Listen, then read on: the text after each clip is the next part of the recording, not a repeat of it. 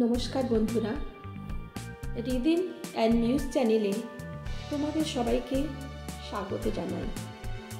আজকের গল্পের নাম অতিথি। লেখক জয়ন্ত কুমার জল। বিয়ের পর অষ্টমঙ্গলায় বাবার বাড়িতে আগমন।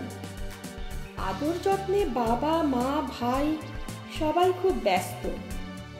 নয়না সবচেয়ে অবাক হলো যখন মা ভাইকে বলল, বাবু জল তুলে রাখতো, দিদি স্নানে যাবে। ছোট ভাই বন্ধুরা সহ মার্বেল খেলছিল। মায়ের আদেশে এক মুহূর্ত দেরি না করে স্নান ঘরে গিয়ে জল তুলতে লাগলো। নয়নার বিস্ময়ের শেষ রইল না, কেননা মায়ের কোনো কথাই সে কানে নেয় না। সেটা যদি নয়নার সাহায্য করার বিষয় হয়, তাহলে তো ফিরে তাকানোর প্রশ্নই ওঠে না। সেই ভাই এক কথায় শক্ত কল চেপে চেপে জল তুলতে লাগলো। স্নান শেষ করে বরকে খাবার পরিবেশন করতে গেলে মা জোর করে, আমি দেবা দেবা করছি, তুই খেতে বস। আমি আগে খেতে বসবো? হ্যাঁ, জামাইয়ের সাথে বসে খেয়ে নে। এই মা ছোট থেকে শিখিয়েছে সবার শেষে লোকচক্ষুর আড়ালে খেতে হয়।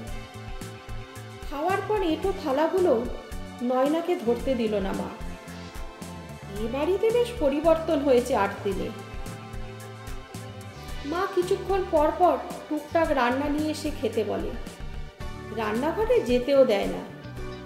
ঘর ঝাড়ুটা পর্যন্ত ভাই করে দেয়। ভাইকে আদর করে বলল, বেশ সংসারী হয়েছিস দেখছি। আমি বললে তো একটা কাজও করে দিতিস না, এখন না বলতেই সব করে দিস। দিদির প্রতি এত ভালোবাসা, তো মহারাজ এই উন্নতির কারণ কি? ও মলিন হেসে কিছু না বলে চলে গেল। লক্ষ্য করলাম খানিকটা দূরে গিয়ে ও চোখের জল মুছছে। সবার এত ভালোবাসা যত্নে নিজের বাড়িটাকে কেমন যেন আত্মীয়ার বাড়ি মনে হলো। কোথায় গেল মায়ের সে শাসন? কোথায় গেল মায়ের আদেশ, এটা কর ওটা কর? বাবা বাইরে যাওয়ার সময় কেন বলে না, নয়না মা শার্টটা নিয়ে আয় তো? ছোট ভাইটি কেন তার সাথে ঝগড়া করে না? কেন শয়তানি করে চুল টেনে পালায় না? নয়না বুঝল সে এবারের বন্ধন থেকে মুক্ত হয়েছে। এতদিন ছিল মেয়ে, এখন শুধুই অতিথি। যে দুদিনের জন্য আসবে বাবা, মা, ভাই পরম যত্নে আপ্যায়ন করবে। সবকিছু কেমন যেন পরপর মনে হয়।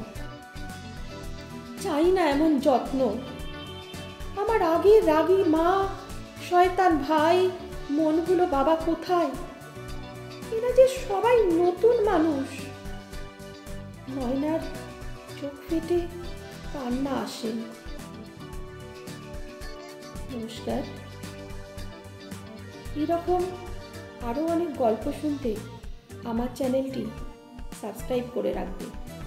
সবাই ভালো থেকো, সুস্থ থেকো।